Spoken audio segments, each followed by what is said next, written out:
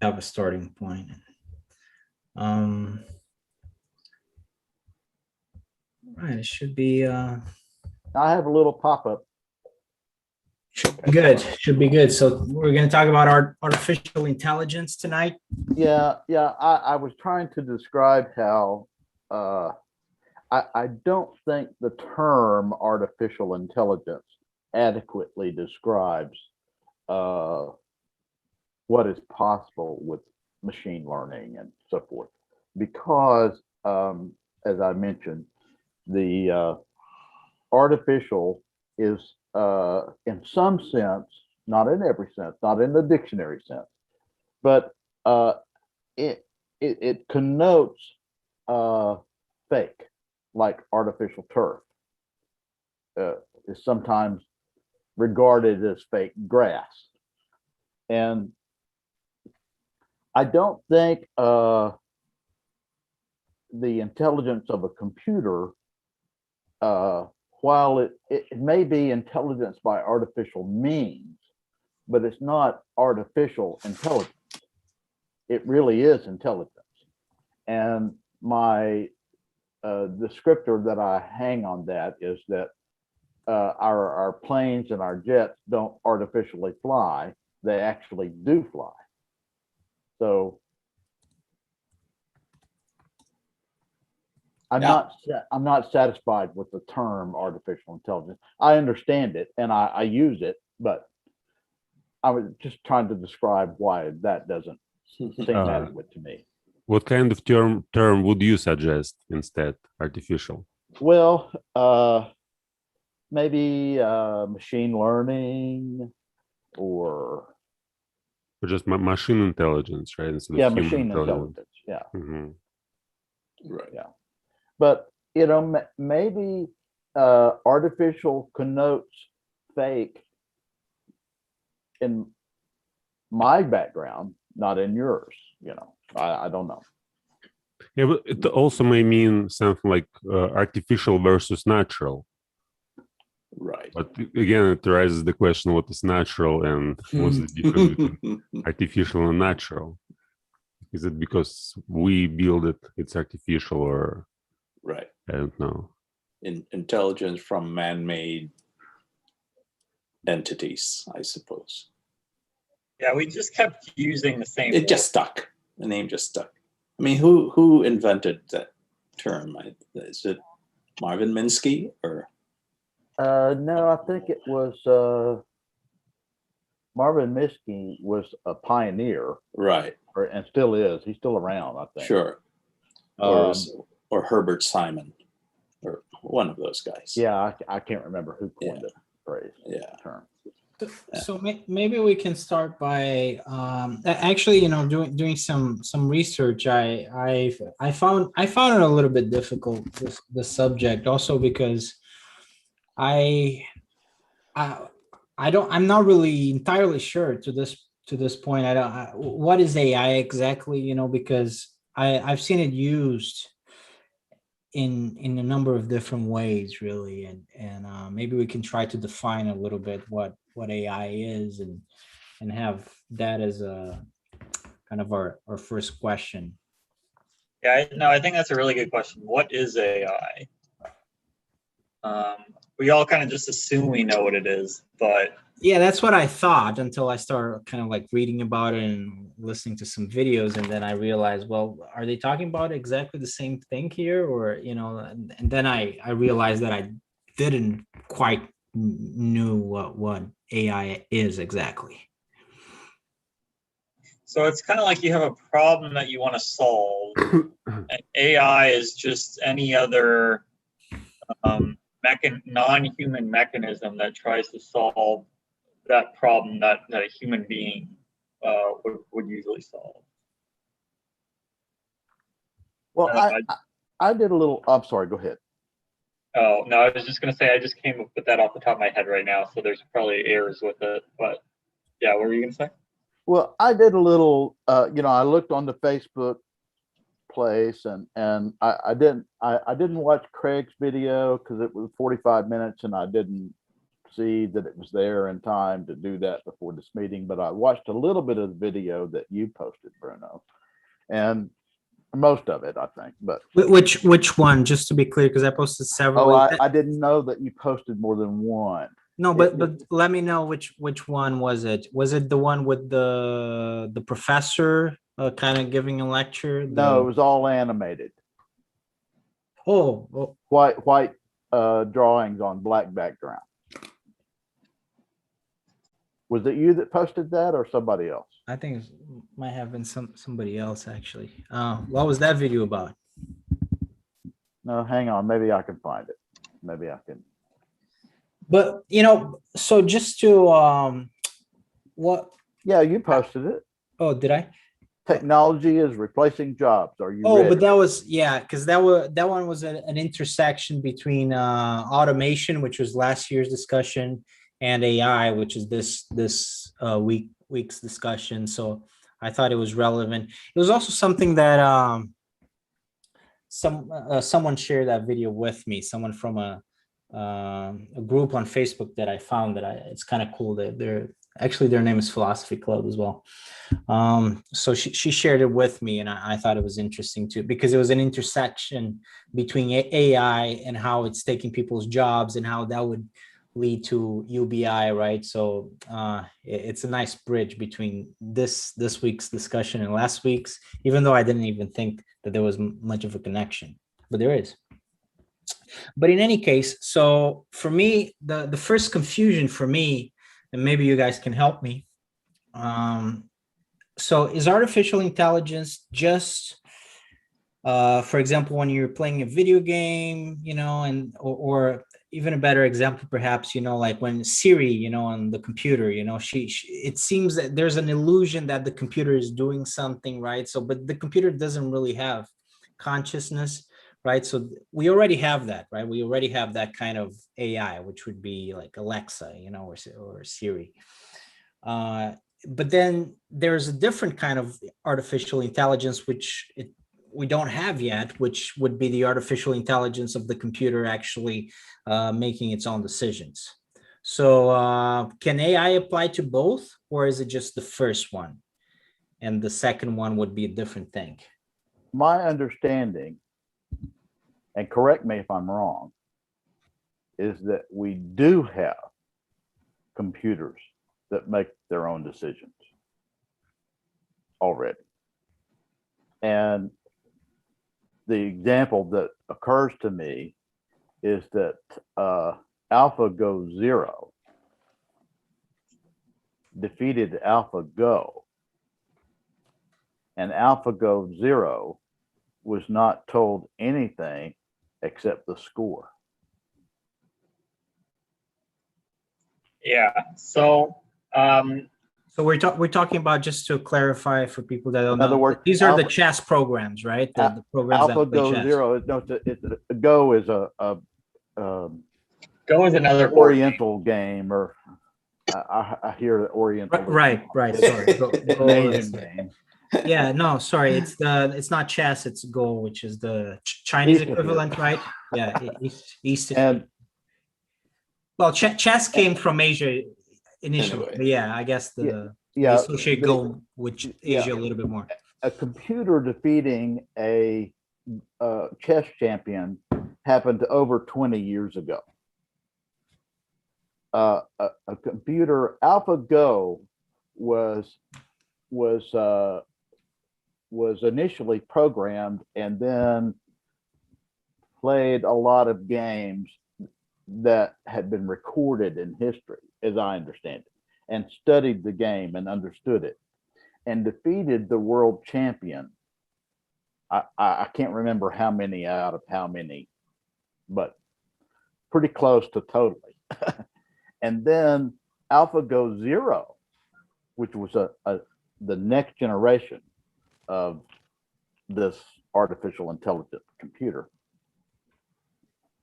was not told anything about Go except the score, and was given the goal of getting the highest score. And AlphaGo Zero played itself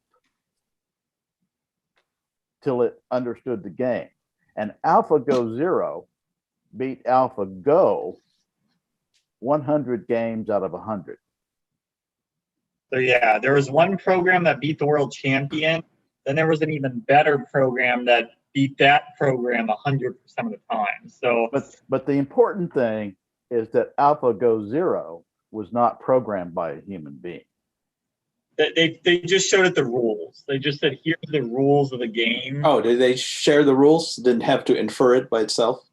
It didn't have to guess the rules. I don't know. Maybe but so. a lot of AI can now even like I saw an AI playing the game of Mario, and it wasn't told anything about Mario, and from there it heard. I've also seen it, like when it's like 2 minutes when it just gets through the first level, like in 1 minute and 20 seconds, right? It's like the perfect example of getting through the first level. It's so impressive, like to see how.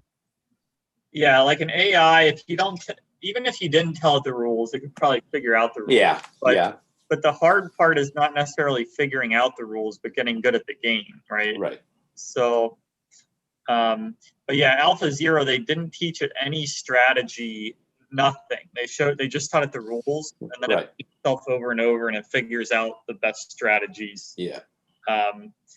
So that's kind of what David is referring to. Right. And it even came up with positions that were just totally from left field when the grandmasters or equivalents looked at them. It's like, oh wow, this is some completely new approach, or completely new attack or something. Yeah, there were a lot of new discoveries, like new opening moves that unseen before, and they were like, whoa, this is like really amazing. Yeah.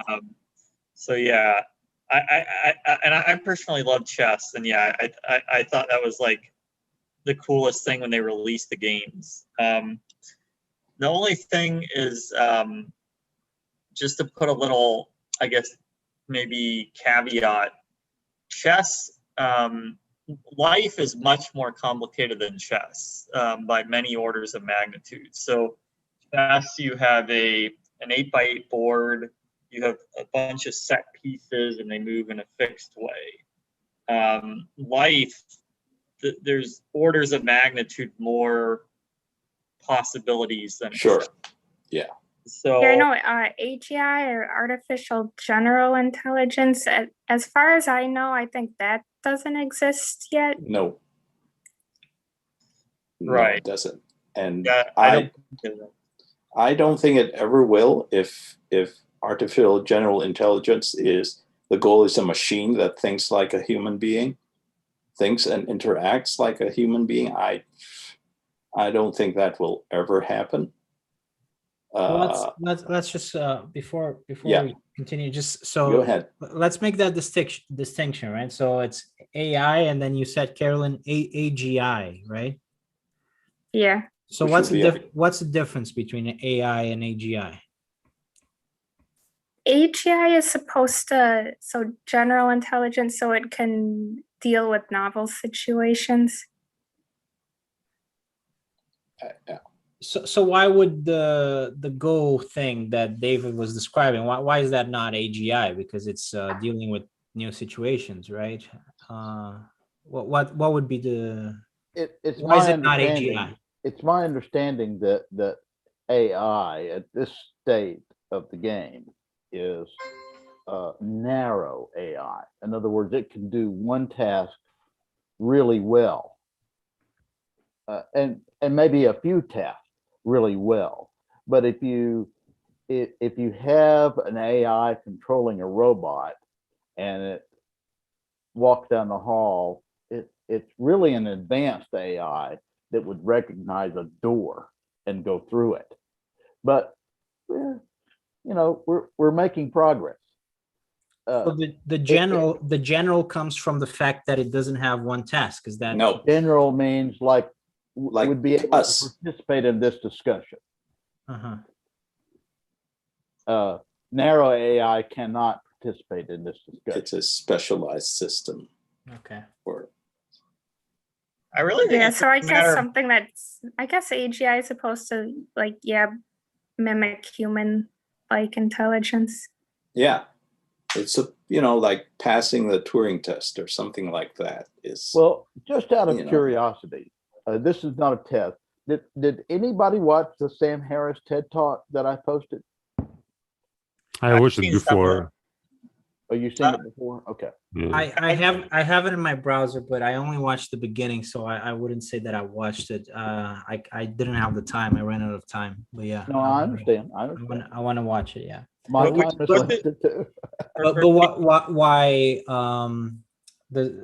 what I saw that it's about if we can control this intelligence, I've right? seen that one. Yeah. The only reason I brought it up is because I think that many of the questions that I'm hearing are answered in that. You might disagree with me.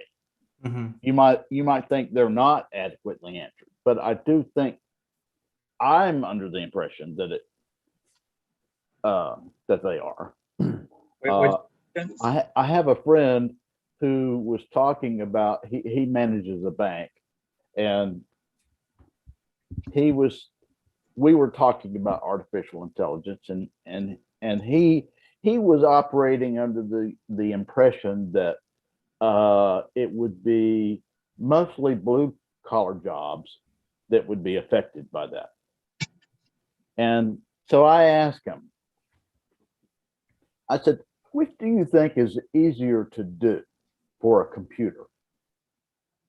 Evaluate a loan application or back up an 18-wheeler? And I think that kind of made him think for a minute. Yeah, but backing up an 18-wheeler is not is a pretty tricky task for an AI. That was my point. But yeah, the thing is like when it comes I feel like even like AI, it's taking a lot of tasks in like law, finance, stuff like that. But I feel like there's always this like qualitative element where it's like calculating the risk on a loan. Like you could have a general formula and then a computer could do that in 2 seconds, like better than a human. But if there's some weird qualitative element to that loan, like, I don't know, let's say the person, there's always random stuff that comes up. Like, I don't know, maybe the person won the lottery yesterday, and so surely they could pay back the loan. Or, I don't know, so some weird situation like, if you're looking for a program, whether machine learning or programmed by a programmer, that will flawlessly make those assessments, that's not going to happen. Yeah. If you're looking for a machine intelligence that will make those assessments better than a human being, that's, I think, what's going to happen. Yeah, no, I think it depends on the field, because like for chess, very clearly they can crush a human being, right? There's not even a question about that. For other fields, like as far as like, I don't know, like law, finance, I think it gets into like a gray area. I think there's still a lot of work until it can definitively beat a human being, even a high percentage of the time. So not 100%, but a high percent. Yeah.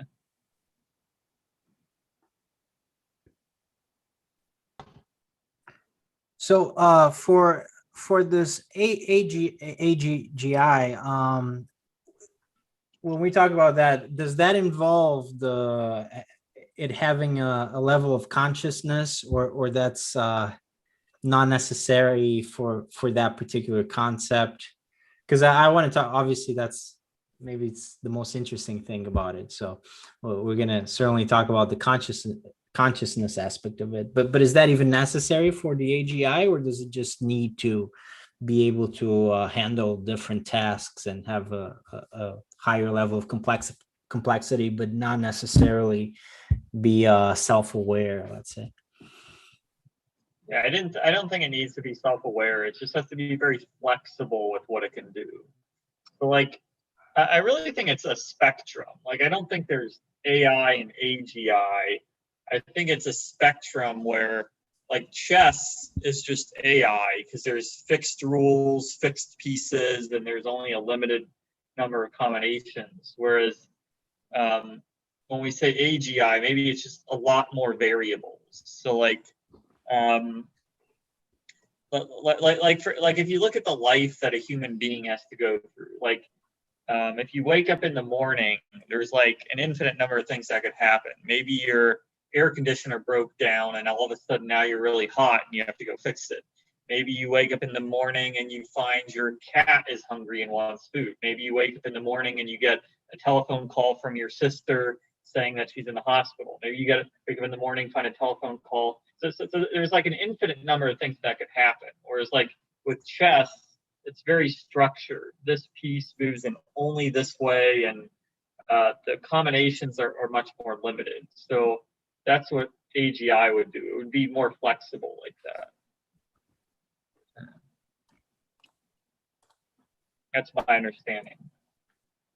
I don't know if I think we're quite a long ways away from an AGI. I think it may surprise you. Do you think we may be closer than I think? Yeah. I don't think I don't think chess is a good benchmark for that. But I guess why do you think we're closer than we might think? Well, let me put it this way. In the 18th century, when we were just beginning to learn about electricity, well, we had some forays into it before, but when we were just beginning to get to the point where we could control and create electricity with our tools and batteries and so forth, we didn't do much more than make a few pieces of foil jump around. Well, that's kind of where we were 50 years ago with computers. And we're much further along than that now. And I do think that at some point, machines will become conscious. Now, it may not be consciousness as we experience it, but if manipulating and understanding and manipulating information, to me, is a mark of intelligence and a marker for consciousness. I can't define consciousness. If any of you can, there's a Nobel Prize waiting for you. But ultimately, machines will become conscious, in my opinion, because I believe we also are machines. We're biological machines, and we accomplish things in a different fashion. But just like birds can fly, we have built machines that can fly. They don't fly like birds, but they can fly, and they can fly farther than birds, a lot farther. And the only thing is, I feel like progress in terms of computing has sort of stagnated a little bit. Like the idea of machine learning has been around for, I don't know, like 15 years, or I don't know, maybe more than that. But it hasn't. I feel like progress is starting to taper a little bit, where the advances are not as big as they used to be. Yeah. Now, maybe it'll. Well, you're There's reading some very different stuff than what I am. there's one difference in when we say that we as human beings are also thinking machines between us and computers. It's that we're also feeling machines. And I think the ability to feel pain and pleasure is, I think, very critical to attaining consciousness. And just not even physical pain and pleasure, but psychological, psychic, or pain and pleasure. I mean, in the as the neuroscientific story goes, the same whatever structures in the brain that was being used to generate physical pain and pleasure was actually basically sort of modified and commandeered to also generate psychological pain and psychological pleasure. Now, there's a school of thought among the neuroscientists that intelligence is not complete without feeling, without the ability to sense, to have an emotional affect, and I kind of buy into that idea as well. For example, in conversation, a very important part of conversation is theory of mind, of you having a model in your head of what the person you're talking to is thinking of at that very moment, and what are his or her concerns, what are his or her things that are important to him or her, and this is very important for maintaining conversation. And I just don't think that so help me out a little bit. Have that. Help me out. Yeah. If you can describe for me what happens in a human being that cannot happen in a machine. Feel pain when somebody says something hurtful, right? Panic when you are faced with an extreme fight or flight situation.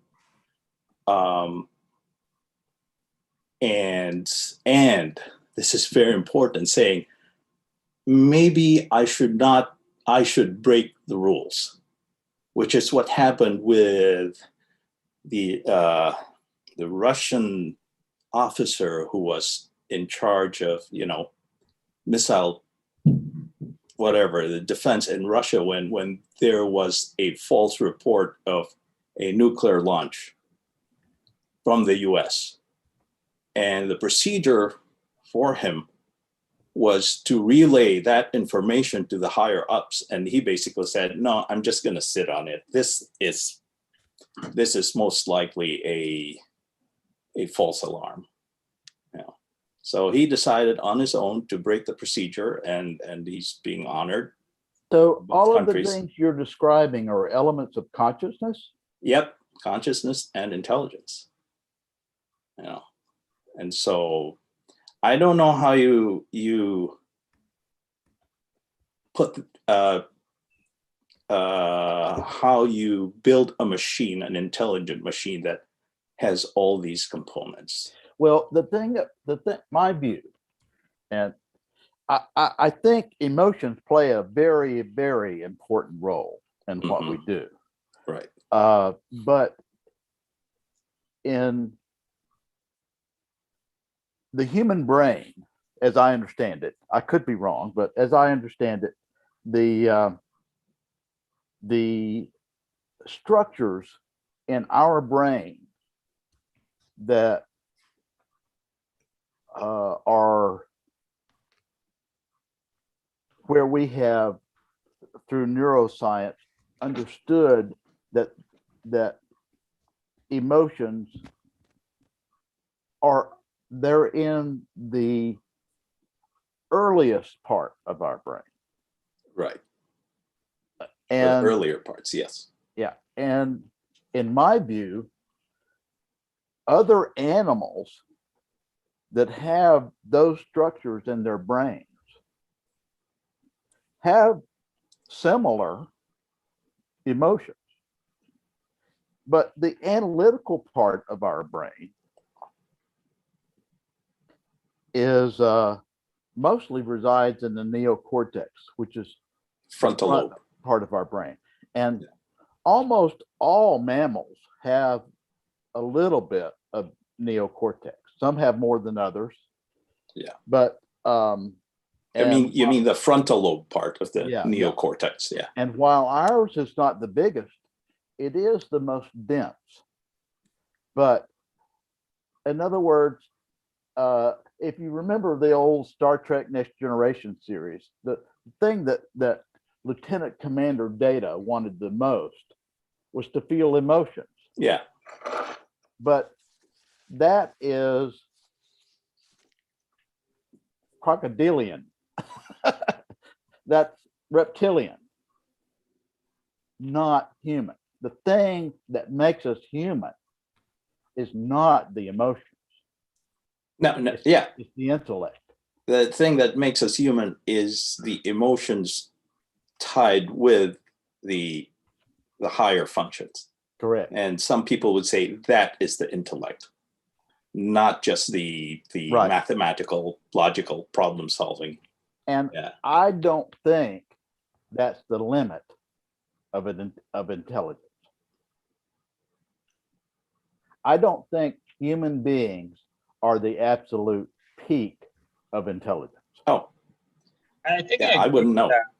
I think there might be intelligence more than a human. In fact, I think it's very likely that is the case. Like a lot more likely than not. But I don't know if it would be structured like using silicon and semiconductors. The way, like it might be some other form of chemistry or something. I don't know if it would be based in silicon. I don't know if there's a silicon intelligence greater than us. There might be. I'm just not sure of it. Yeah. Right. And I was just talking about human intelligence, general intelligence, which seems to be right now the holy grail of AI research. And I'm just skeptical that could ever happen. And if they're saying that the goal is for a machine that can converse with a human being and not lose track or whatever, not be out of the conversation, I don't think that could ever happen. There might be very good simulations of it, but eventually you'll hit the limit of that machine and it'll go, that doesn't copy, that doesn't register. Even the thing about humor and irony, how does a machine figure that out? You have to have a knowledge of the situation. You have to have a knowledge of the person you're talking to, of what you think is funny to him or to her, and I understand what you're saying, and but to me, like when you talk to Siri or Alexa or I don't know what the other one is, but their responses are not quite right. Yeah. They don't always hear everything right. To me, that is like in the 18th century, making a little bit of foil dents around. Mm-hmm. And we're going to progress in our ability to manipulate machinery to the point where it can teach itself. But I think once it begins to teach itself, Singularity. But Raul, I don't think that I think the objection by Raul kind of still stands, because Raul is what you just said doesn't really circumvent what Raul said, because he's saying, well, the thing with Siri is, if you're talking to a girl, say Jennifer, instead of Siri is Jennifer, right? You're talking to Jennifer. If you tell Jennifer that she's fat, she'll probably get offended, right? She'll probably get sad. It doesn't matter what you tell Siri. She's never going to get sad. She's never going to get offended because she doesn't have the feelings, right? And yes, you can make Siri just as apparently just as intelligent as Jennifer. You can improve like the audio capture and all the algorithms and everything. So she'll, in fact, perhaps be even more efficient than Jennifer. But what you can't do, Jennifer is a person just like you, and she'll have feelings, right? But Siri, she won't. The only thing that she'll be able to do is pretend that she has feelings, and if she's very advanced, maybe pass the Turing test. But the fundamental fact that she doesn't have those feelings is going to remain, right? And what Raul was saying, on top of that, is if you don't have those feelings, you're not a person, you're not conscious, right? So Not trying to be a person. well, but is she Yeah. trying to be conscious? Are we trying to argue that she is conscious, right? And if you don't have feelings, we had trouble the other time defining consciousness. But if we attribute that quality to Us and about a gazillion other scientists. So here's kind of my perspective. So suppose we were able to genetically synthesize a biological organism that's smarter than ourselves. Is that AI or is that biology? What do you guys think? It's biology. That's biology. So if it's carbon based and it's more intelligent than us, then it's biology. But if it's silicon based, then it's AI. Is that kind of the... If it uses DNA to replicate itself, it's biology. Okay. So that's kind of the dividing. If it doesn't use DNA, it's not biology. Right. I was going to add, one of the things I was going to suggest in the discussion was that if ever human beings, if people are able to build a machine that is truly intelligent, it'll probably be through synthetic organisms, man-made, designed DNA, and I guess that maybe there's some other path though. So we have silicon AI, we have carbon-based creatures. Right. Maybe there's a third path that's neither silicon nor carbon-based, but it's more intelligent. Yeah. Somebody posted, I think it was Craig, posted a video about, and it had Max Tegmark in it. And I didn't watch it, but I just read him. Yeah. I've listened to him. I watched his TED Talk. Yeah. And one of the things that he points out that made sense to me, if it doesn't make sense to you guys, you need to tell me why. But we have a mathematical understanding of waves. In other words, there is a formula that we can apply to the origin of a signal of any kind. Right. And we can apply a mathematical formula that takes into account the strength of the signal and the density of the medium through which it travels.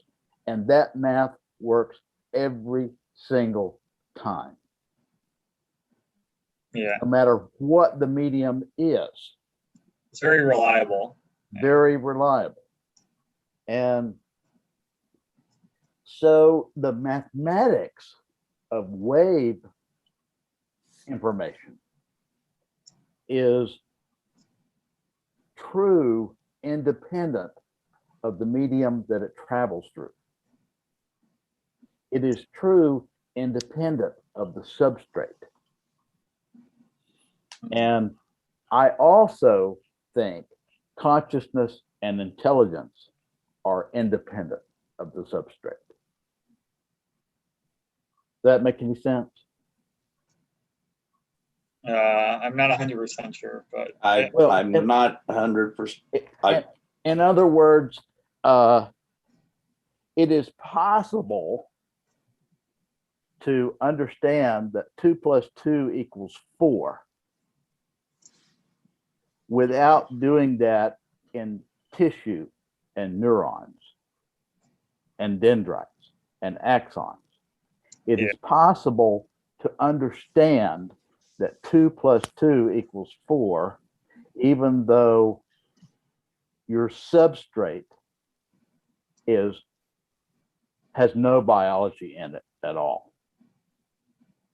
And the thing that you remember Watson beating Ken Jennings and the other guy at Jeopardy. And I was discussing that with somebody and they said, well, Watson just consulted a giant database and gave what he thought was most likely to be the answer. And I thought, is that different than what we do? Yeah, that's what we do. Yeah. Well, that's not exactly a good. what we do. Yeah. There's one thing though different. For example, when you're taking an SAT or ACT or one of those tests, an important skill there is figuring out what are the testers trying to find out. And that's a guide also in finding the answer for you. And one of the things that is a guide is they probably won't pick a question where the answer requires a long computation. And so you have to be more savvy about the different answers and see which ones are you can arrive at without having to go through that very long computation, something like that. So this is like transcending the supposed objective of the test and looking behind and saying, okay, what of, it's not what they're measuring. The test is supposed to measure this, but what really is the people who designed the test? What are the parameters that they're working on that you are not supposed to know? And so I don't know if that type of thinking, and that again is theory of mind. That is again looking beyond what's in front of you, but thinking about the motives of the people who designed what's been presented in front of you. And I don't know if that's something that a machine, a programmed machine, whether it's programmed to learn on itself, is something that is able to do. Just keep looking beyond. Sorry, I'm kind of somewhere between David and Raul. So I think machines could be able to anticipate other people's motivations. Like I think, like they've had like machines that can tell irony, that can tell sarcasm. I think machines are capable of detecting all those sort of human motivations or incentives or whatever. Where I'm kind of different is I don't know if our current approach with silicon just taking, because I mean, really, AI today, I don't think it's hugely different qualitatively from what it was like 20 years ago. And you can correct me if I'm wrong. I think it's more quantitatively. We've had more processing power. We've had more. So it's kind of, it's not really a qualitative difference from 20 years ago. It's a quantitative difference in just crunching things faster or having more data. Right.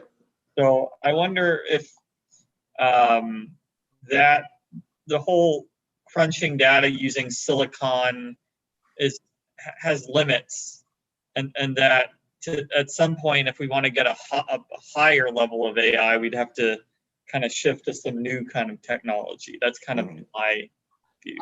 Yeah, Craig shared something really similar to that. He shared an article saying in order to go from where we are now to AGI, we'd have to move past just number crunching. But yeah, I want to hear David's thoughts on it. Yeah. I understand what you're saying. And let me see if I can convey, something that occurs to me. I don't know about you guys, but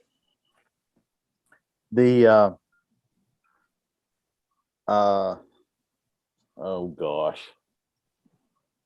I had it and then it went away. You Has had that it ever and happened lost to it. you guys? Yeah, yeah. Happens too often. I have another point of view on this. It's basically something that Roger Penrose started, and he was building on Gödel's theorem.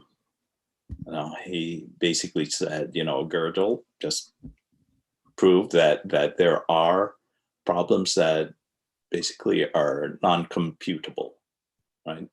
Gödel and then Turing's version of his proof. And so he said, given that, there are things that we can conceive of the human mind that machines cannot, because there's just a whole set of non-computable things. And so he then, and this was his more like hypothesizing that there probably is some quantum thing going on in the neurons that is allowing us to go beyond just the computable realm, and that's why he said there's What is that what? Pardon? quantum thing that goes on? And he says there are tubules in the neurons where you have quantum whatever firing or whatever going on. As I understand it, quantum permeates the universe.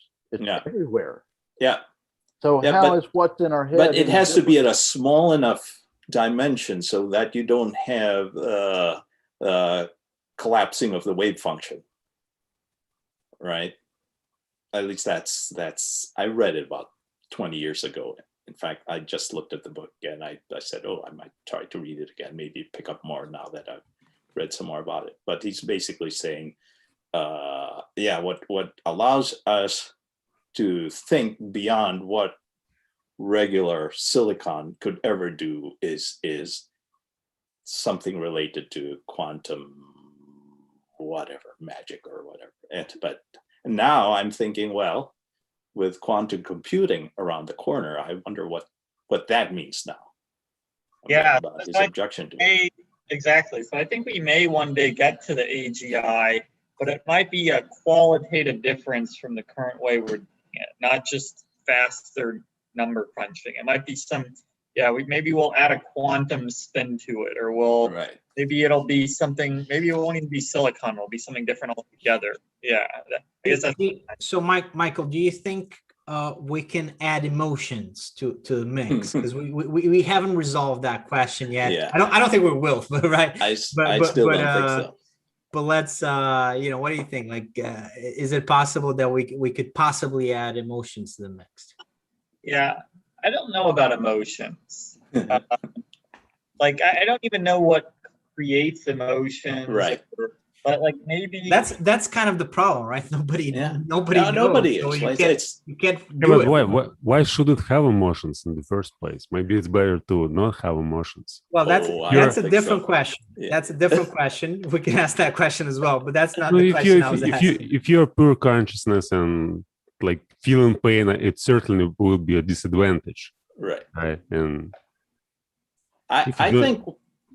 Yeah, go ahead, Vladimir. Sorry. Yeah, if you don't have pain and pleasure, maybe it's like if you just exist in this form when you may compute everything and you may understand what's going on in the universe, and you don't need any emotions. We just tend to think about artificial intelligence from our anthropocentric perspective, like, what it would do. It would be able to speak to us. It would be able to, have feelings, have emotions, but maybe it's not necessary for like existence. Like it may exist in different dimension without feelings and do completely different tasks from what we are doing. Well, here's my sort of response in the form of question. If you don't feel pain and pleasure, how do you tell the difference between good and bad? Oh, no, how? There's no difference. Right. Yeah. So there's I have a whole. That's a rabbit hole. I'm not going down. Yeah, I know. Yeah.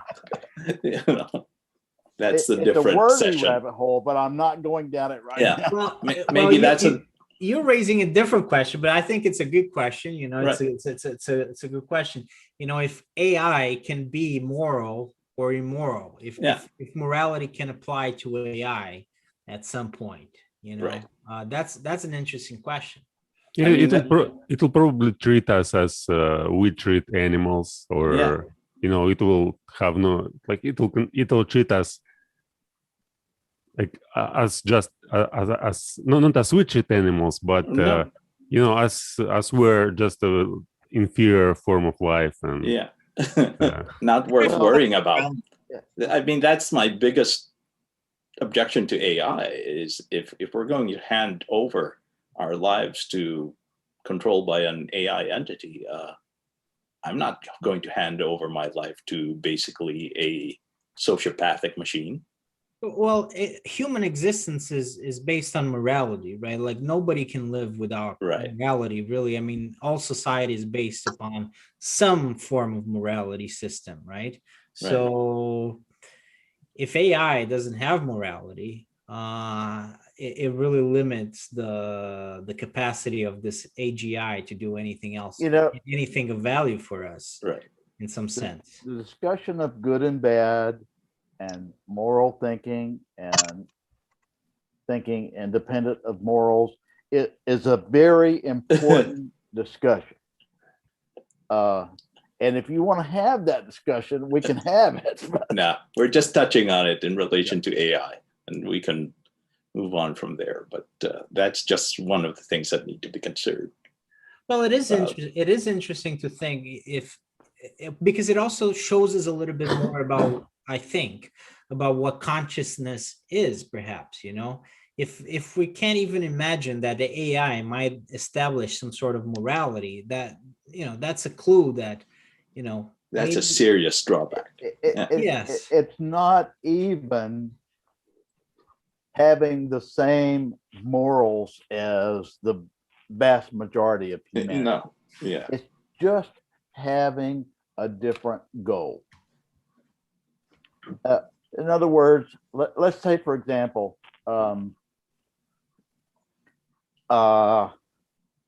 if I'm walking down the street and I see an ant on the sidewalk, I don't step on it. You know, in fact, probably everybody that I'm looking at, you would not kill even an insect if you can help it. But it depends on how I'm feeling about the ants. all of the I'm not, houses that you are in, an anthill was probably totally destroyed to build the house that you're in right now. hmm So it's not about morals.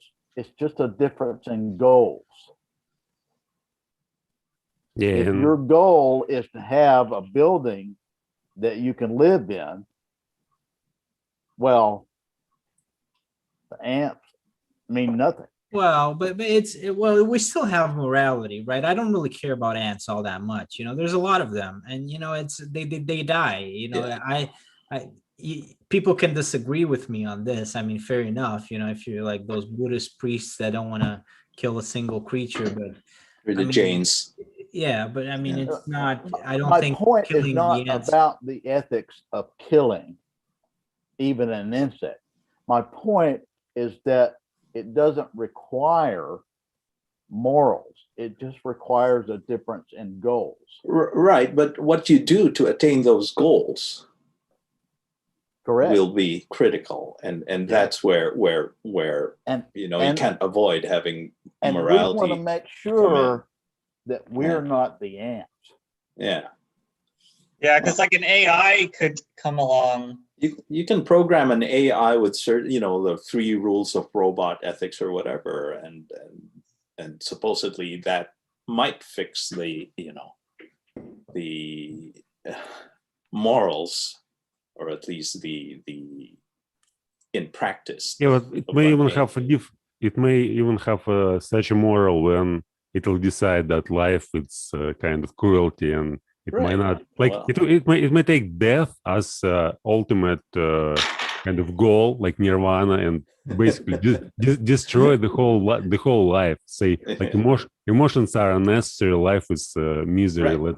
Let's just destroy all of it. And Yeah, they might say, look at all these human beings, they're destroying the earth. That's, well, anyway, we're going Yeah, into that does kinda remind me comic of- book territory. Yeah. Go ahead. It reminds Karen. me of the idea that the net of human existence, or maybe existence in general, is negative. yeah, that's what I'm Yeah. what I'm saying. So Yeah. it may Yeah, have I mean, if we program this AI that is all powerful, I mean, we certainly need to tell it that, you know, you got to do the best for people, not the planet. Because if we tell it to do the best for the planet, I mean, we're gone the next day, you know. So that would be a crucial we're kind of mistake. programmed to survive, right? So our I basic understand, but that assumes we'll be able to tell it anything. Are we selfish to want it to serve us? Maybe it's better than us. Like maybe the new AI is better than, if the new AI is better than we are, is it selfish to want it to serve us? Well, yeah, but that- I have no Are qualms we about building that. a new slave class? I'm not going to put AI in the same moral plane as human beings or well, Maybe it's more biological, moral. any Maybe it's living better thing. than us. because Pardon? it has no feelings to It start has no with, right? feelings, doesn't feel pain or pleasure. AI doesn't have feelings, so we can't really. First of all, we can't attribute it a morality or a moral value. I mean, it doesn't work that way, right? Yeah. So because it doesn't have right to that. morality is a complex subject, so it's like we all have different morals and we all have different understanding of it. So some of us less moral, some of us more moral. There are some criminals who just don't care about morality whatsoever, and I may just decide, like, you know, all this morality or all this life itself, it's unnecessary. Why? And, you know, we are programmed to survive, and it may just realize that survival is kind of stupid thing, and let's destroy everything, that nobody suffers. Like if there's no life, nobody suffers. And and it may, if it's gonna be self-conscious, if we like create self-conscious intelligence and it realize something about suffering, maybe like its main goal will be destroy suffering, and destroy suffering, there's it seems to be the only one way to destroy life. Since life, in essence, as you said, like emotions, all this stuff is just suffer, pain and pleasure, and this constant fluctuation between those two. And if you destroy suffering, destroy life, and artificial intelligence basically may decide, like, why not? Oh, we need to be very specific with our instructions. I mean, I think we gathered that much. Let me communicate a perspective that informs my perspective. If we were to apply evolution to how our enjoyment of music and recorded music has changed over the years, if we were to apply evolution to that, if evolution were the mechanism through which that kind of thing improved, then we would have wax tubes and vinyl records and cassette tapes and reel-to-reel and CDs. All of that would be required to make audio work. And instead, we are able now to download music and listen to it without going through all those iterations of evolution. And it just seems to me that machines, artificial intelligence, is unencumbered by all of the previous iterations of our attempts at it. And so I kind of gravitate towards the thinking that since logically, it seems to me that we are not the peak of possible intelligence, that machines may be able to reach that peak. But how do you or know be the far in way? advance of us? But how do you know the way that we're going about it? Like is the way to reach that peak? Maybe it's something different from the I don't. like maybe I guess the way we always think about computers, it's like crunching ones and zeros, and that's still what it is basically. Like almost all computers we have, like I guess like the reason why I was talking about stagnation is, I mean, ever since like the earliest computer made, we're still crunching ones and zeros. It's still like the same idea, just on steroids, right? Right. How do we know that idea is enough to get us above human beings? Maybe we need another take on it, is what I'm saying. To me, Yeah. we know that in the same way that we know passing a chemical bit of information across a synapses works. We didn't know that for most of human history, but we know it now. And we know that in the same way, in my opinion. But I guess like science in general has changed, not just quantitatively but qualitatively, right? Like a fluorescent light bulb works qualitatively very different from the light bulb Thomas Edison came up with. Like, yeah, fluorescent light bulb isn't just the Thomas Edison light bulb on steroids. It's something different. Right. Or like that is precisely my point. Yeah, but that's a different in nature. Like it, I guess the future AI might look very different from the AI today. Yeah, maybe we're in agreement. Yeah. I'm a little bit confused, like or unclear, I should say. So, David, you're saying that this AI is going to be like a superior life form, essentially. Is that what you're saying? But I think, well, superior in what yeah. way? Well, there's Maybe. that question, superior in what way? But there's also the Yeah. question of how can something that is a tool that we have be superior to us, right? It's like attributing divine powers to, say, a sword, or a statue. Well, Right? let me put it this It's way. you can do it, from a religious perspective, I guess, like you can do it.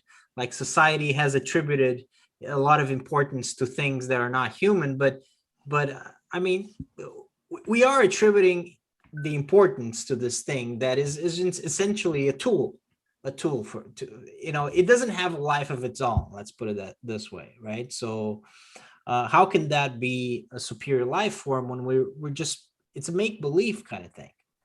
I had a similar conversation with a friend of mine who he made the point that how could it be that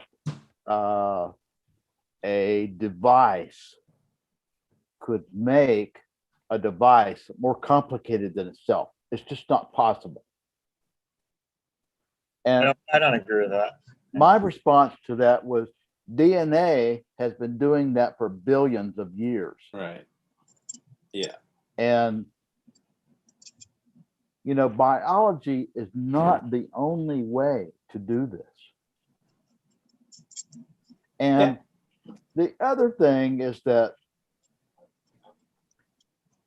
when when computers do work, when they solve a problem, they operate at the speed of light.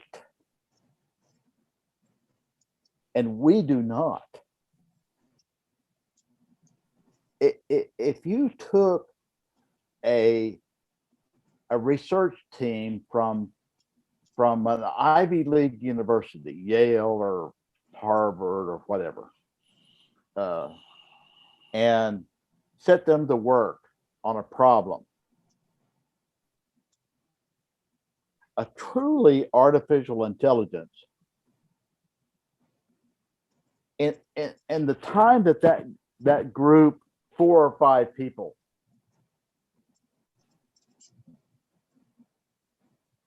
could work for a week, a true artificial intelligence could do 20,000 years of human research. That's true, but it's doing a specific task.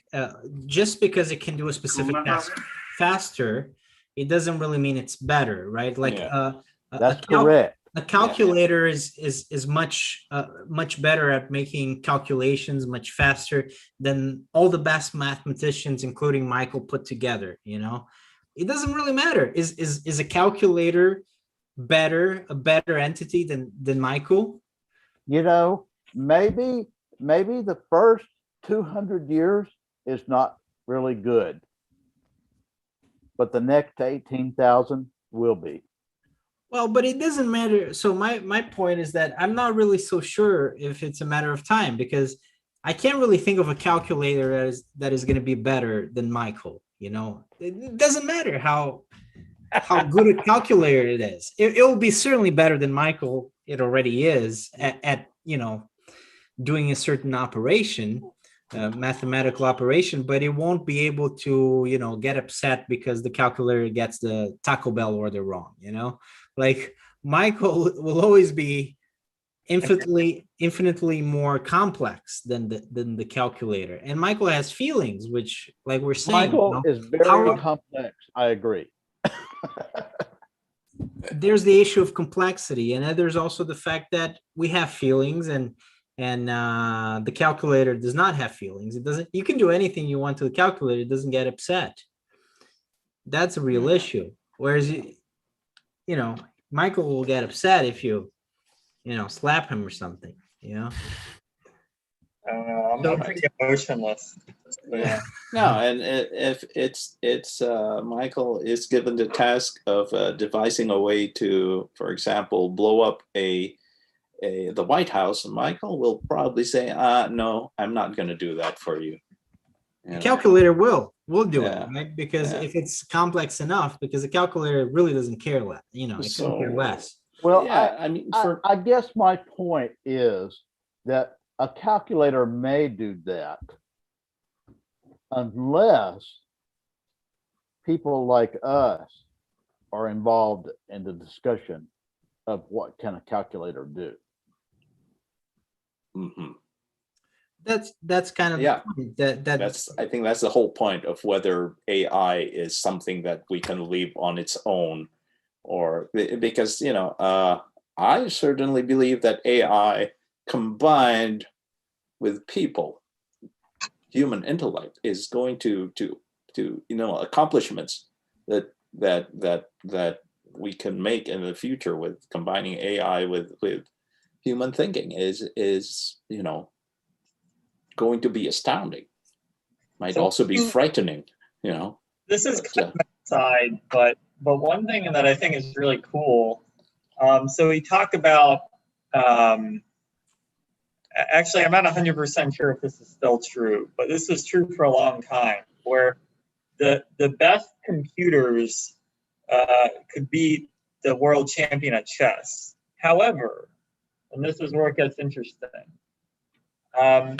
Let's say you have a computer face off. Let's say you have a human that can work with a computer in chess and like look at the computer's analysis and stuff, and the combination of them plays the another computer.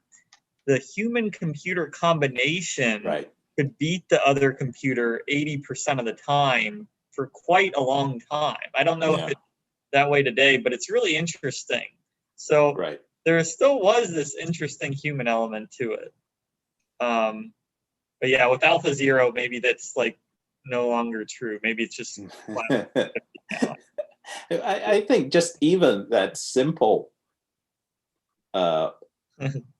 know-how of a piece of smarts of knowing when to pull the plug Yeah.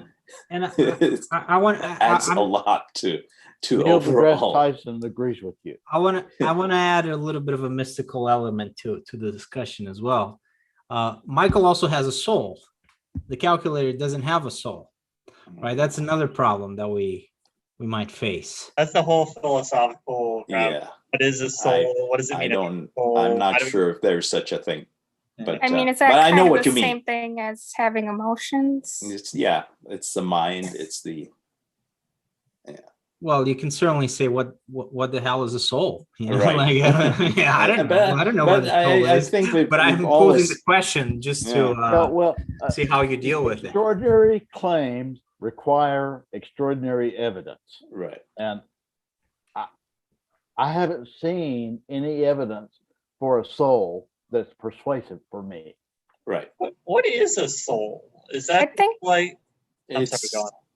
I think when people talk about having a soul, I feel like that comes a lot down to our emotional complexity. right. But the sort of scholarly or whatever definition of soul is your consciousness or your mind that lives on after your body has died. And That's really conjectural. as I don't think that's true, but I haven't died yet, so I wouldn't know. But there's no proof at all that I don't think that's true either. yeah. I don't think a soul is necessarily connected to death. Like I think religiously, that's what they say. The soul lives on after you die. Like in Judaism, Christianity, Islam. But Yeah. I didn't think like when people say you have a soul, I don't think like death is a necessary part of that definition, but I don't know. Yeah, but soul it's our mind, it's our consciousness, the self, somewhere there. There's one version of this conversation. There's one way to answer the question of what a soul is, and it's a spiritual way, right? Like if you're a Christian, if you're a Jew, if you're a Muslim, if you're a Buddhist, you can clearly say what a soul is. Well, maybe not clearly, but you can Definitely not clearly. You can answer the question. Let's put it this way, like a soul is a thing, right? This is this thing, like when you die, you keep it. Yeah. Eventually. But the soul, go ahead. And you're born with it, right? So, but I'm not even so sure because I was, raised a Christian, all that, but I'm not so sure I'm not so sure I believe in the spiritual version of the soul. But I think that Michael has a soul, a different kind of soul. Yeah. He's a person. He was born, he has parents. He was a baby, he grew up into a man. He has friends. Do me a favor. He has feelings. And all of these things make Michael, his experiences, the way he suffers and the way he experiences joy and how he cares for his friends and for his family, and for society, the way he interacts with others, how he, all the things that he does that, add value to people's lives. All of that is, there is a thing as such as Michael that, right. That's kind of a soul, we can all understand that. If Michael dies, we'll be sad. But nothing that I just said, nothing can be really applied to a calculator, no matter how complex. If the calculator dies, we buy a different calculator. That's fine. Well, some of the stuff you said, like when you were talking about that, it made me think of like, what about the kind of AI that does sort of mimic human characteristics? That's a key word. It's mimic. It doesn't really feel it. It just has an amazing programming that makes you think that it feels it, like these that it's feeling something, like these Aibo, the robot, sort of companion robot that Sony made, and there are actually people who develop emotional feelings for their robots, but this is all in the mind of the human person. But there's nothing going on in the robot. You're just trained or programmed to respond in certain ways and know the cues that trigger emotional reactions in people, like looking in their eyes or things like that. Which is totally different from how human beings grow up. Well, I think there is a Okay. difference. I think you're trying to make a point, but I do think there is a substantial difference. Like, what Raul is saying, I don't know if it's exactly the same, but look, if you're talking to someone on Facebook and that's a real person, right? That's one thing. Another thing is if you're talking to a robot that makes you think that you're talking to a person, and for a while you might even believe it, right? It doesn't make that bot, or whatever it is, that program, it's not a person. Right. It just tricked you, right? And there are people who know that they're talking to a robot and that there's nothing in there, but they know that and they're reacting, and they know that it's basically a simulation, but they still, they feel good relating in an emotional way to a robot, and I won't stop them from doing that. I won't say it's bad or anything. Yeah, but why can't a robot have a soul? So, for example, it may have certain experience. You may program it, and it may, accumulate this experience throughout the time. It may have its own language, which you may understand as well, and which it may use to communicate with humans and with probably other intelligences. And so it may also have certain, like what you call soul.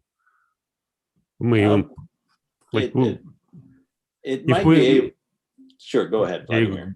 Yeah, if you think about soul like language, so if you try to think about consciousness and emotions, like it kind of like language itself, we use the term language as we use sometimes the term soul. And when we think about language, it's always goes on. So when like people die, but language still, we preserve the same language. It transforms, it gets, better, worse, whatever. But essentially, it's the same language which we may track back and see like its development in history and understand how we evolved through understanding of language. And if the intelligence may understand language, and if it will have its own history, its own development, it also may be considered having a soul and being able. I do kind of wonder, like, what if AI could progress to a point where it has a sense of identity, like, but it wouldn't, like, your family sort of plays into your identity, and like where, like, your heritage, where you feel you came from, so it would be missing that element. Or just experience of existing throughout a certain period of time. So it's like if it has self-awareness, so it may understand that it existed like 1 day before, 1 year before, and it knows its experience. So it may describe what it was doing. Probably it will have intentionality and tell you, like, why it does what it does. Would it be happy or sad when it remembers bad things and good things that happened to it? Who knows? Well, you certainly may program it feel like not feel, but have some some programs which will tell, like, if something negative happened, you may like experience negative some negative Yeah. talk or whatever. Like Right. So negative, basically, negative no, thought. what I would say is there is this for me it's this mountain that has to be crossed of simulating emotion and actually having it. I mean, outwardly, they probably will be able to program a computer that for all intents and purposes feels like you're talking to a human being with highs and lows and that's happy and sad. But I think in when you look inside the machine, there's still nothing there except what was programmed to appear to be feeling. So what is it that gives us feelings and emotions? Is it those microtubules or like what? Oh, Like, that's still Well, still unexplained. it's again a Yeah. different difference between biology and what we may call like Silicon. yes, but silicon. like we're made of atoms. We're Right. made of different chemicals, and silicon machines are made of different chemicals. So is it just a matter of degree? Like what? Like I mean, silicon is on the periodic table, and carbon is on the periodic, right? Yeah. So what is it? Why is carbon special and not silicon? Well, I don't know, but I've read some about biologists who are investigating the origins of life, and they are convinced that life had to be carbon based. That certain chemical reactions that will not happen with inorganic chemicals, and that's why naturally, the life had no choice but to be based on carbon. And they're convinced that that's why when they're looking for extraterrestrial intelligence, they're fully expecting that it will be carbon based or something similar, because that's what happened here. We've started at the same base of nothing, and somehow the types of chemical reactions that they think progressed into life and conscious life at the very end would only happen with carbon-based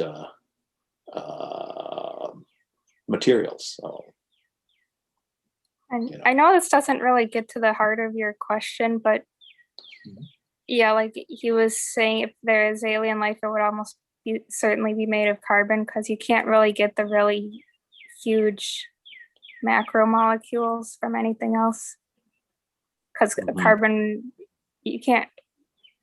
carbon forms the strongest bonds. Right, and they can combine with so many other different things. I'm not a chemist, so I'm only mimicking what I read, quoting or but yeah. So maybe you need carbon to get an AI as good as us. I don't know. Right, which it makes it biological, right? Or maybe not. Like, yeah, like I guess. So I want to go back to what David said. So David was talking about how computers can calculate at the speed of light, whereas human beings cannot. And there's a couple different experiences I've had that have made me think the speed of light is really not that fast, depending on what you want to do. So I'll give you an example. So I used to work as an actuary at an insurance company, and every month we would need to calculate our financials, and there are certain calculations that go into these reserves. We had 1,000 different computers running simultaneously, and it took it about 6 hours to do all the calculations that had to be done just to get our total reserve balance. And I work at a company now, and we still have these issues where we can't calculate the numbers fast enough. And all the and they're all crunching the numbers at the speed of light, and yet like I'll give you just basic data processing. The data doesn't finish processing until 10 a.m. the next day. Everyone wants it by 8 a.m., but it doesn't finish until 10 a.m. and it runs overnight. So there's the speed of light, in my view, is still a limit. But yeah, I don't know. So I don't know a lot about this kind of stuff, but I sort of wonder, like when your internet's going slow, for example, that's more because of I Ingestion. don't really know. Yeah, that is something. Yeah, like stuff is clogged up. Yeah. Bandwidth. So like in your case, I'm wondering, is that limitation due to the speed of light, or could that be something more analogous to like a slow internet issue, like something unrelated? Yeah, I guess there is, like, we may discover more optimizations that can be done, but I wonder if at some point you're just limited by laws of physics, like I think, and I'm definitely not an expert on this, but I think people have done like calculated like theoretical limits on how much can be computed, assuming everything goes at the speed of light, and like everything is calculated like as efficiently as possible. Like you can almost come up with like some kind of theoretical limit on what can be calculated. Like there's certain problems in math that we'd like to solve, but the computers just aren't fast enough to do them. Like here's a very basic example, like airline scheduling. How do you suppose you know where everyone wants to go? Right. How do you schedule the plane route in the most efficient manner from this city to this city to this city? We can get very close, but we can't get the exact perfect answer. That's not a solved problem, the traveling salesman problem. The traveling salesman problem. Yeah. That is not. At the same time, yeah. If I were to ask you, what is 4,276,973 times 527? You would have to do some work. It would destroy me at that. No, I agree with that. But that's like that's a very structured problem. Like maybe it wouldn't beat me at a more flexible kind of a problem. Like maybe like if you have a really structured problem, it could destroy me. But once you add enough variables where it starts being like this really flexible situation, maybe I would destroy it. I don't know. Yeah, I mean, there are, I think it's a P and P problem in P equals NP. Which hasn't been solved yet. I mean, so yeah, there will be problems that the computer will run forever and will not arrive at a solution. And so like even the airline problem, it could still do way better than I could at that. Yeah. But once you start, once you start adding enough variables, then I wonder if there's like a point at which I'm better than it. Yeah, but I don't know. Yeah. Vladimir, the thing that you said before, I want to go back to that a little bit, just because I want to plug in the movie Her, which I saw not so long ago, and that it's exactly the scenario that you were describing, and that I'm here saying that it's not possible, but that's science fiction, and that's have you seen that movie, Vladimir? Yeah, I've seen it a couple of times. We won't discuss it at the speaking club. Yeah, so there you go. So that's in Her. You have this artificial intelligence that is born in a sense as a machine, but then throughout her existence, even though she doesn't have a physical form, because of her experiences that accumulate, she develops her own personality, right? And in a sense, she develops some sort of soul, some sort of individuality, right? And crucially, her own desires, her own will, right? So it seems to me that that's not possible. That's not a possibility. No, to develop agency. Yes, right? But that's for science fiction is fantastic, right? I mean, this is kind of like the basis for all those science fiction movies. Her is actually, it's the exact scenario, the exact scenario that you described. But you know, Yeah, I remember being very optimistic about this artificial intelligence. It was 2013, I guess, when the movie was released, and I was thinking, wow, that's so amazing. Like soon, we will, like 2017, 2020, we are gonna have something like that. it But also, it's yeah, all, sorry. it's already 2021, and we still don't have anything like that. That's sad. Well, I think it's not possible. You know, it doesn't matter if it's 2021 or if it's 21,000.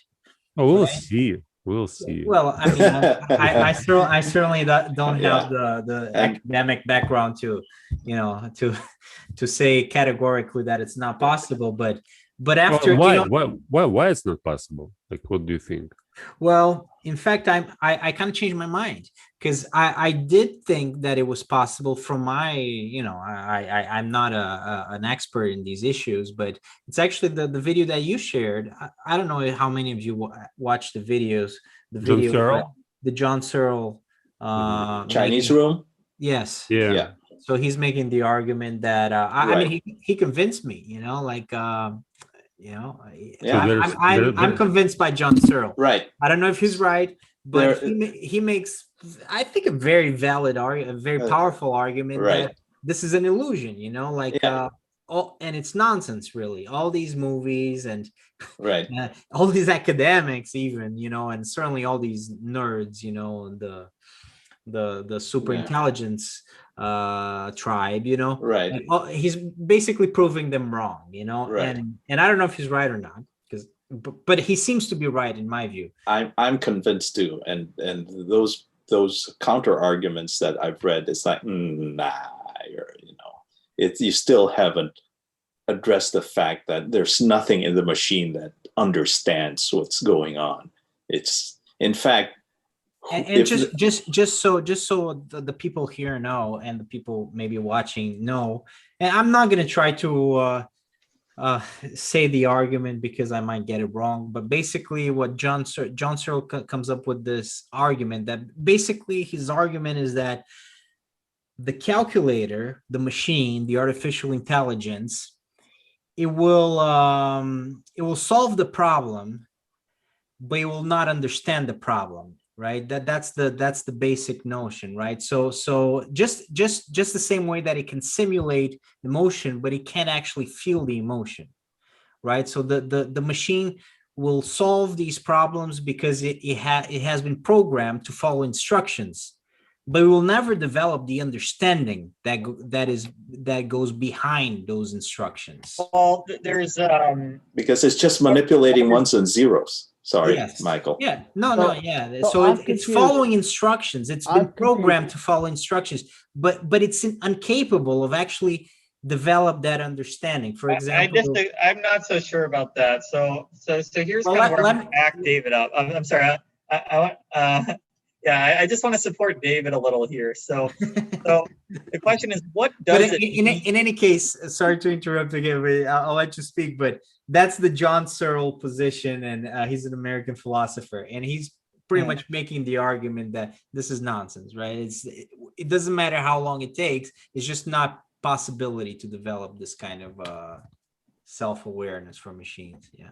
Yeah, to introduce some technical terms, there's difference between semantics and syntax, and computers may operate only on syntax, whereas semantics is unavailable. And John Searle makes a point that you may make very fast and super computers, but semantics, we haven't even started yet doing something to make computers operate on this level. Go ahead, Michael. I was just trying to clarify a little bit before you started your counter argument. I think David. Yeah, David, go ahead. My question is, what is understanding? That's exactly what I. Why are machines not capable of it? Well, I'll try to use the example that he used. I might get it wrong, but basically, if someone asks, in this case, he's an American philosopher, so he's a native English speaker. He understands English. He doesn't understand Chinese. So if someone asks him, what is the longest river in the United States, he'll answer, it's the Mississippi River. Two things he understood. He understood the question. He understood, what they were asking him, the words, and he understood what they meant. And he also understood the answer. He came up with the answer, but, he understands what he's saying, right? He understands what he's saying fully, just like I would, or you would understand, you would answer probably the same way, right? Because we understand. What he doesn't understand is if someone asks him the same question in Chinese. Let's say they ask him about what's the longest river in China, and I forgot what the longest. I think it's the Yellow River. Yangtze. Yangtze, yeah. It's the Yellow River, right? That's what they call the Yellow River. But whatever Yeah, it is, whatever. Yeah. So I don't have the advantage of John Searle. He prepared the answer and probably said it like 100 times. I don't remember, but I think it's the Yellow River. In any case, he doesn't understand Chinese. He doesn't understand a word of Chinese. So what he does is when he receives that question, he has a program, right? He has some instructions that will allow him to translate that character, that Chinese character, and basically he'll follow the instructions. If you get this character, you have to reply with that character, which incidentally, the character that he's going to use is going to give the right answer, right? But he also doesn't understand the answer. In fact, he's completely clueless about what's going on. He's just following the instruction that if you get this character, you got to reply with this character, right? He has no idea what he's been asked. Really, he doesn't understand. He has no idea what he answered. Yet, he provided the right answer to the question, right? This is what the computer does. This is what the computer does. The computer doesn't really understand when you ask the computer, what is love? The computer doesn't understand what love is. It doesn't understand what you're asking it to, it doesn't understand the question, really doesn't understand the concepts. It certainly doesn't understand whatever answer it comes up with. But it might follow the instructions. If you get love, you go to Wikipedia or you go to Webster's and you reply with these words, you use these words, but he hasn't understood.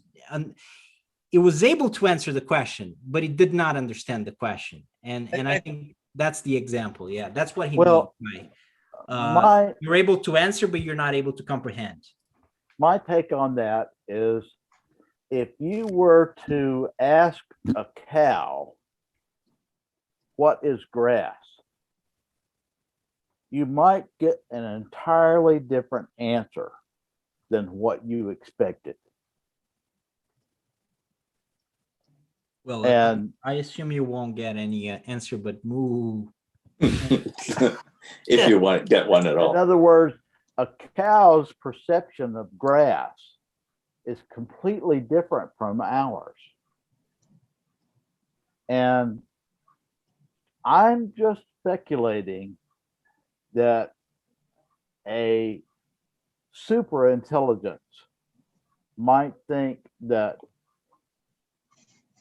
aspects of our lives would be, they could answer, but their answer would be completely different from ours.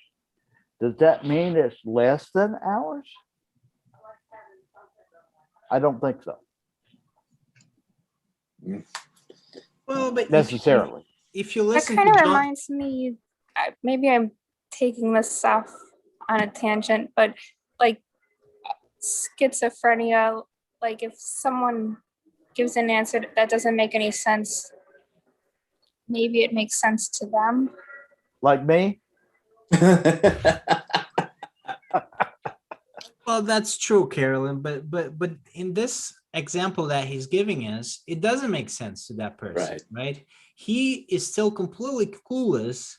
I mean, John Searle or anyone, it doesn't like he's clueless. He doesn't know what he's been asked. He doesn't know what he's saying. He's just following instructions to reply to one character with a different character. He still doesn't know you know, Right. what's going on. Actually, I've been thinking of that a lot, and in terms of, you know, the sort of the central question John Searle was asking is, who is doing the understanding when a computer translates, for example, because it was the Chinese rule, it's basically the machine is a translator machine or plus knowledge, general knowledge machine. And I was wondering, so okay, so the computer is not doing any understanding, or the person who is looking at these instructions and generating and pulling out the right answer, which he doesn't understand, and outputs it from that Chinese room, a Chinese translation room. So who is doing the understanding in that whole scenario? And it is the person or persons who compiled all those instructions. So there is some understanding, but it's displaced in time and place, and it's from a person who. I'm under the impression that, and correct me if I'm wrong, but John Searle wrote that stuff over 30 years ago. Right. Do you think anything has changed? Also, Even in John Searle's thinking? I want to say. Oh no, he's staying with that. So all computers eventually do have to go back to what a human told it. However, they can get to a way different world. So like, let's take Alpha Zero, for example. So I mean, the idea behind the Alpha Zero engine is it's one engine that can master any game you give it, right? So if you give it chess, it could master chess. If you give it checkers, it can master checkers. Whatever the game is, it can master it. When you train it on those different games, they do all start out with that same framework that a human programmed. Yeah. However, they end up in a way different world depending on the game, so that at some point it's like they're taking on a life on their own. Right. And it's like at some point their original algorithm is almost lost in the equation. Yeah. Like they're kind of in a world of their own, discovering new things. So that's kind of where they don't have the shell they hatched from covering one eye. Right. And here's the thing about machine learning. Even the machine itself cannot explain what it just did. It has problems. But we have a lot of difficulty making machines that can explain. Yeah. And even the machine itself, I mean, it's not self-conscious. It doesn't know that it's thinking and what it's thinking about and what it is about what it's thinking about that solved the problem. It had solved. And these are just, humans have that problem too a lot. Yeah, maybe I know. Machines, but we do have that problem, but we're able to explain why, you know, with some reflection, usually, why we did the things we did, or how we solved this problem, or how this mathematical proof makes sense, or why it's valid and not invalid. And we're better at it. Yeah. Right. And at so point in time. Yeah. And so that goes back to consciousness and what is general intelligence. Yeah. Well, the understanding in this case, I mean, it's kind of like part of what consciousness is, right? That you understand, in fact, what's going on. You're not just following an instruction, mechanically, right? Right. But I want to give Vladimir kind of a chance here to give us his thoughts, because you know it was you recommended the video. And yeah, I'm still researching this topic, and I started watching the course of lecture by John Searle, and now I've watched 20 lectures on philosophy of language. Right. And there are 8 more lectures, and then there's a few more courses: philosophy of mind and philosophy of society. And I'm probably going to watch all of them. And then I'll probably make up a conclusion. But I don't know. It's like, for me, it seems that what's going on in artificial intelligence, it's very hard to predict what's going to happen in the next 1, 2, 3, 5 years. So probably now it's impossible. Now it looks as computers don't have any intentionality. They can't understand anything. But it doesn't mean that in the future it's not going to be possible. Maybe in a few years we'll come up how to create artificial. No, I think in terms of not artificial intelligence, but artificial will. So I guess this is most fundamental problem: how to create will. Since Agency, right? Yeah, will agency, yeah, something that self-conscious and it has its own intention, and probably when it will be like cross field between neuropsychology, neurophysiology, computer sciences. So maybe at some moment they'll figure out how to do that, and we'll have robots who will be exactly like as humans, or even like I mean, not biologically, but in this do we want that? yes, silicon-based life form. And I also think about cyber, like what's the term? Cyborg. When we just become kind of symbiosis between humans and machines, and we'll have some kind of shared experience. So there will be a brain-machine interface, and we'll connect to some higher form of consciousness, and it's going to be like we're going to become parts of like higher consciousness, higher intelligence, which will be self-aware. Will be the even though we will not be able to like understand like it's what it thinks and how it perceives the world, but it will use us as basically as we use our fingers or our legs or our other bodily organs. I'll be gone by then. Hopefully. There's like we said at the beginning, there's this in one way this conversation connects to last week's conversation, which is the automation part. And do you guys, like, after we had this discussion about artificial intelligence, do you think it has the capability of or making a prediction here? Do you guys think that it's going to render most jobs that we have today, are they going to be rendered obsolete by artificial intelligence, given what we know about artificial intelligence? And also, second question is if that's the case, is that a good thing, or is it a bad thing that most jobs will be rendered obsolete? I think it's going to be a good thing if people like us talk about it. I like it. Right. We have the control. It's in our hands. Yeah, and it's the transition that is going to be one of the trickier things. Like,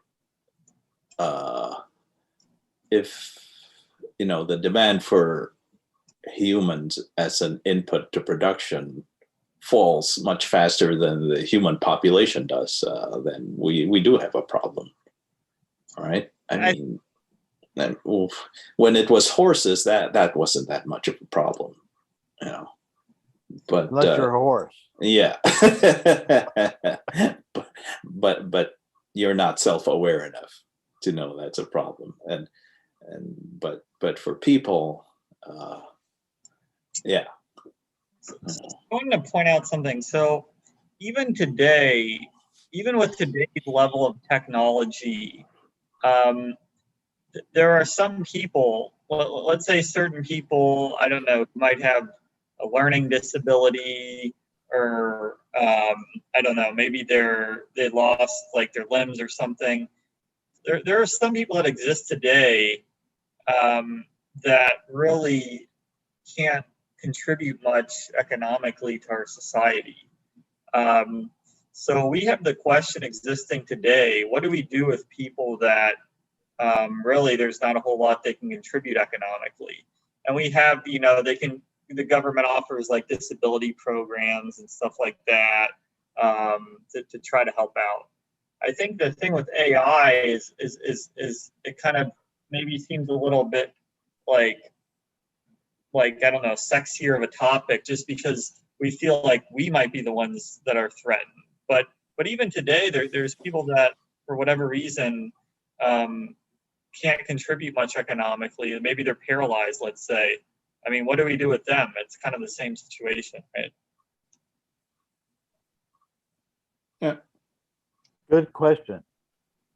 So yeah, it's a question of how humane we want to be, or can afford to be, or Yeah. right. That's why we'd rather not have that problem, Yeah. not face that problem. But yeah, but It's just more wide scale. Like if like one is like robots could automate 90% of our jobs, whereas people who are so disabled that there's not much they contribute, maybe they're a smaller percentage of the population. But it's a similar problem, I feel like, just yeah. free. Yeah. I heard one estimate today that by 2030, 47% of the jobs currently done in the United States will be replaced by automation. That's stunning Mm-hmm. to me. Right. It may not be to you, but it is to me. Yeah, but we'll probably create more jobs, like new jobs, which Right. That's a Could thing. do not be. exist now. And yeah, we don't know. There's no predicting what new jobs those will be. The thing is, in the past, that's always been the case because there are certain things that humans can do that machines cannot do, which is symbolic processing and cognitive things. But if a computer can do that. And I guess my question is, are the circumstances and the potential of automation and artificial intelligence as we see it today, are they dramatically different from everything we've experienced up to this point? Yeah, I fear that they may be. they may be. Yeah, actually, in Harari's book, that the group read a year and a half ago, it said the last revolution was more like our automation revolution was more like mechanical. The upcoming one is more cognitive, so it has potential to wipe out a lot more jobs. Right. Yeah. So I mean, but we really don't know to what extent. It's hard to understand. It's hard to predict, or it's hard to see, I guess, how we're going to replace that many jobs, right? In this case, it's just like a staggering quantity of jobs, like David just said. Like 47%. Was it 47? Anyways, even if it's 40, I mean that's something that we've never seen before. I mean, that has never happened in the past. You are exactly right, and that's why we need to figure this out and discuss it. Yeah. Yeah, but it's not going to happen overnight, right? It's no, like it's 10 not. years, so gradually some job will disappear, others will appear. It's not overnight, but it is true that it's very fast. It's fast compared to the it population. It is going to happen faster than changes in the past. Right. Right. And faster than the population can adjust. Absolutely. Yeah. And one thing I'm fearful about that, if you tie that with the lopsided distribution of wealth in basically the Western world, but especially in the United States, where what 1/3 of the wealth is owned by 1% or whatever of the population, then it's about 40%. Yeah. 40% of the wealth is owned by 1%. Right. So since if there is not that much income that goes to the national income, the slice going to labor is lower and lower. That means the wealthy will just get wealthier and wealthier. And what jobs will be the unemployed fighting for is those jobs that the very, very wealthy have a demand for. Right. Burger And clickers. this looks very much like medieval Europe to me. Like there you have all the very rich and the rest of the population, their jobs are mainly to entertain, to serve, or to whatever the earls, the nobility. And Well, that's not a good social model. I understand what you're saying, but to me, the difference between medieval Europe and today is, and we have to learn how to exploit that, is that in medieval Europe, the state owned everything. The means of production, everything. And that is not true today. And we need to make sure that it's not true. Well, there is a very similar, there is a parallel though, like what Raul was saying, that the like you it's like in medieval Europe, you know, the nobility owned the land, which was essentially the means of production. yeah. And it's not like, you know, you could take the land. I mean, it's Right. there was no real mobility for, you know, hundreds of years, because Right. there's not much you can do. If you don't own the land, you don't own the land. You know, it's the end of the story. Yeah. But and also like if we have all the 1%, or, you know, 10% owns all the means of production, which would in this case would be computers, AIs, machines, you know, it's going to be the stuff that does stuff better than humans do. Also, you'll find yourself in a position that there is no mobility, because at that point, you know, it's not like people can work their way up if their work essentially has no value compared, because it's more expensive and more inefficient than the competitor, which is already owned by whoever controls the wealth, right? So the mobility, you know, there won't be much mobility in that case, in that scenario, if that scenario materializes. Yeah. And the key is not that the wealth is owned by the state or whoever, it's that the wealth is concentrated.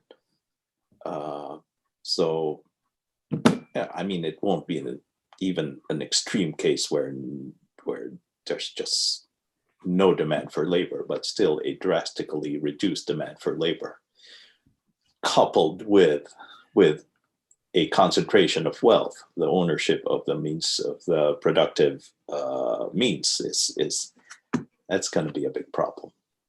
So an interesting question is, would AI have the same values as we have? For example, for AI, probably wealth will make no sense at all. Like if you live in different dimensions, who cares about means of productions and all this stuff? Right. Yeah.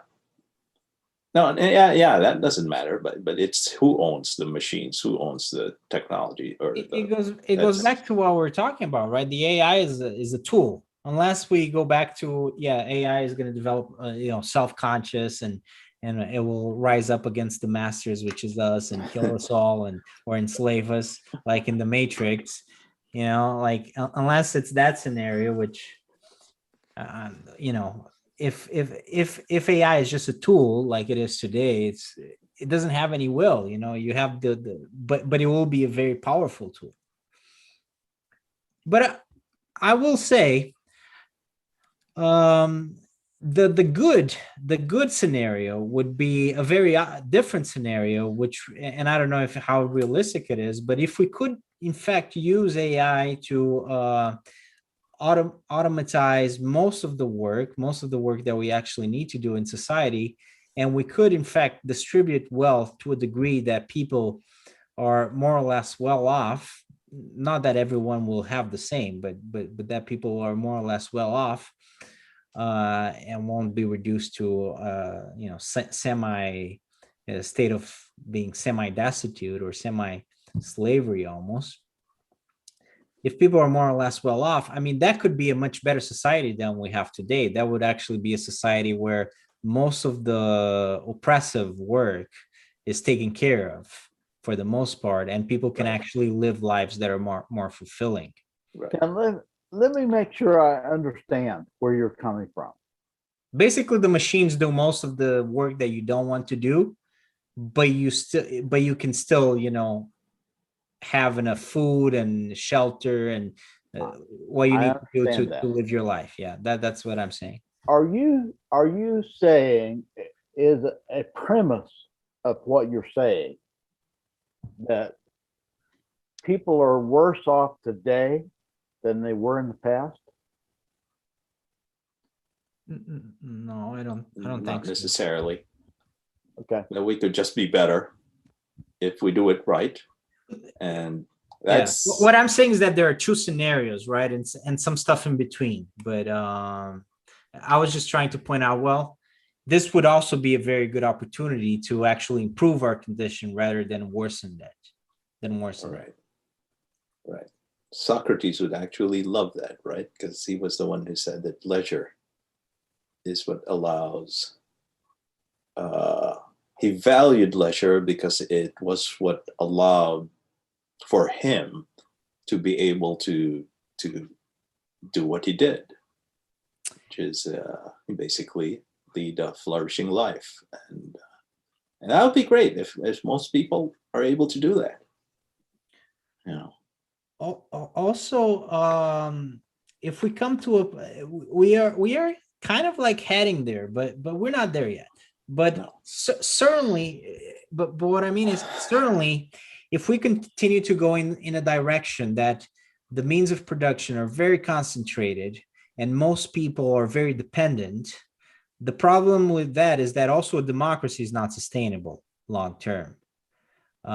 Because people can only really participate in democracy if they have some degree of independence. And if you're completely dependent on the people that essentially own the wealth, I mean, I don't think democracy can really be sustained long term. That's another problem, I think. So what do you propose would be the replacement?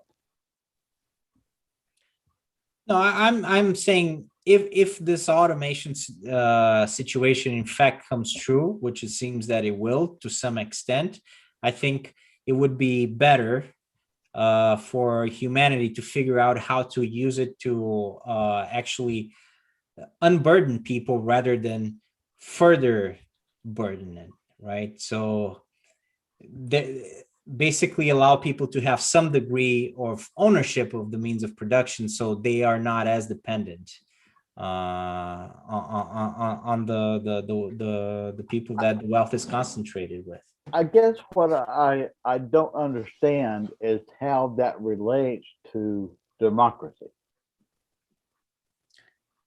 Because if people are really poor and they're only concerned about what they're gonna how they're gonna get enough food and how they're gonna get shelter, they're not really concerned about participating in the democratic process. If people are not concerned about how they're going to participate in the democratic process, then the democratic process deteriorates and will probably at some point fall apart. And in fact, the people who are very poor might decide the democratic process isn't working for me and I want something else. That's true. And we're just thinking about the US. And well, that's also something that we've seen both of those scenarios before come to life. I mean, yeah, that's why democracy fell in Europe in the 1920s is because it wasn't working. If democracy can't really make people happy, democracy can't work. People just give up and they want someone to take charge and actually make things better. Like there needs to be a certain degree of satisfaction. The problem I have with that is not the perspective and the view and the whatever of the person that you assign that to. today. It's the problems I have with that is what happens with the person you assign that to tomorrow. Is that going to be a good thing or a bad thing? For example, Donald Trump. I think he was a bad thing. Mm. And I would not want to give him the kind of power that you were describing. Does that I'm make not- sense? well, I'm not sure. I think you might be kind of like misunderstanding uh what I mean. Because I'm not really saying that we should give like more power to leaders, or what I'm saying is that there should be, we should figure out a way for to make that transition, the automation, to make sure that that transition works in our favor and not against us. And I think that would be, stuff like UBI would help, and like figure out different ways of taxation. So figure out ways that we can actually have, if we're going to have all these machines working for us. Basically it comes down to, what I'm saying is just that if we're going to have all these machines do our work, we should make sure that everybody kind of like benefits from that, not just whoever it is at the top, right? So yeah, that's the basic idea, yeah, that I'm trying to put forward. I understand. Well, that's at least that's my view. Yeah. You guys might have a different view. I don't know. So Anyways, it was a very nice discussion about AI. Do you guys have any last concerns or questions or comments? I think Roll has a fly. oh yeah, I have a fly, but I have a comment too. The thing is, where a lot of us are trying to understand AI, we haven't really understood HI yet, even. Which I mean human intelligence. We still don't understand it, where it comes from, why did we have this? Presumably it was the same species from 2,000 years ago, from 5,000 years ago, the same hardware. Totally agree. And how did that happen, that in the last 200, 300 years, it's just suddenly shoom, the amount of knowledge, the amount of discovery, scientific knowledge and everything. And they seem to think better. IQ scores have just gone up, and that might not be the true measure of intelligence, but we've gotten better at solving IQ tests. And yeah, we don't understand that yet, and I think that goes hand in hand with understanding artificial intelligence to even understand what's really our goal. If we don't even understand what we are putting out there as the ideal, as something to shoot for. Yeah. So, Also, and this a little bit ties into what you said there. It was an article I think Craig shared a little bit ago that, we were talking about making the leap from AI to AGI. It said, in order to make that leap, the AGI might need to have something akin to dreaming, because there was an article about how like there's a lot of random neural activity in Right. our brain, and that there's a lot of processing going on while we're asleep. yeah. Yeah. And yeah, I mean, it's probably not going to come down to ones and zeros or like something really digital like that. Right. Yeah. And that's the final frontier. All right, guys. Yeah. Well, thanks a lot for the discussion. It was a cool discussion. Hopefully, we all learned something, or at least thought a little bit harder about something. Well, let me just say that um, I know what the limits are in preparation for discussions of this nature, but the the TED talk that I posted was Sam Harris talking about artificial intelligence. I if if you care at all about understanding my perspective on this issue, Hmm.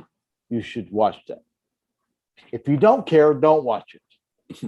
It's the one where he wonders if we're going to be able to control AI, and he goes, "We only have one go at this, so we got to make sure we get it right." It's that one, right? I've seen that one before. That's correct. Yeah, I'd recommend it to everyone else on this. All right, that's a good suggestion for a follow up to the discussion to understand a little bit more about this.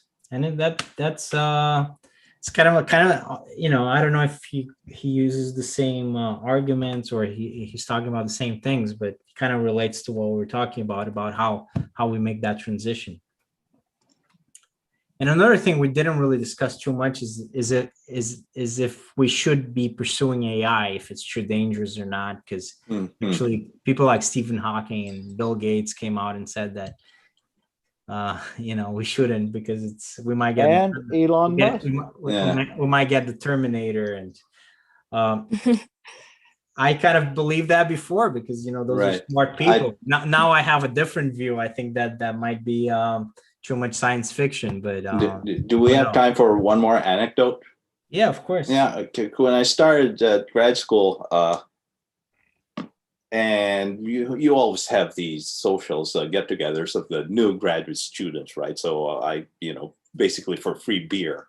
And I got into a conversation with someone who's a computer science major, and he's first year of grad school as well. And we started asking him, so are you going to get into, this is in 1987, by the way, so it was way, way back.